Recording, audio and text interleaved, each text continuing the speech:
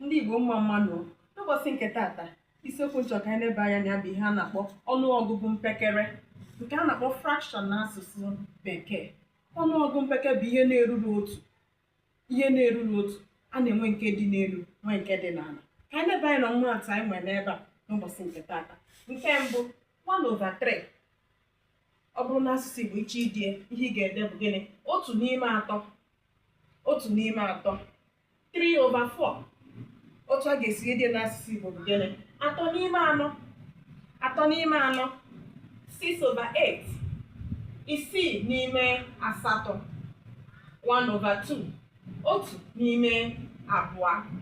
5/9. 5/9 ma ọ bụ 9. Ọ bụrụ na ị kpọrọ ya 9, kpọọ ya gịnị? 9. Ka anyị lekwa anya n'ọnụọgụgụ usoro. Ọnụọgụgụ usoro bụ nke a na-eji nke were ede.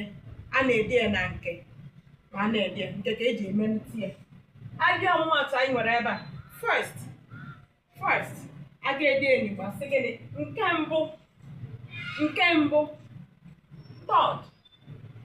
Third, ihe ọ pụtara n'Igbo bụ gịnị? Nke atọ. 8. Nke asatọ. 10th. Nke 10. 30th. Nke 30. Eji m aka na ịmụta ihe tata gbasara ọnụọgụgụ mpekere nke ngwanụ na a na-akpọ fraction na ọnụọgụgụ gịnị nke usoro.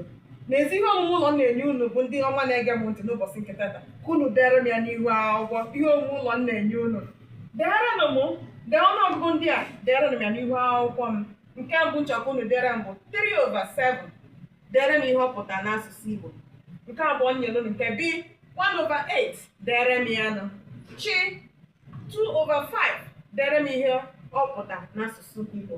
Ya na nke D, dere m ihe second. Kedu ihe ọ pụtara n'asụsụ Igbo? Eji m aka tata na ịmụta otu ihe ma ihe na-abụ gbasara ọnụọgụgụ anyị mere n'ụbọchị nke tata. Ka ọ dị oge ọzọ mụ na unu ga-anọrịkwanụ.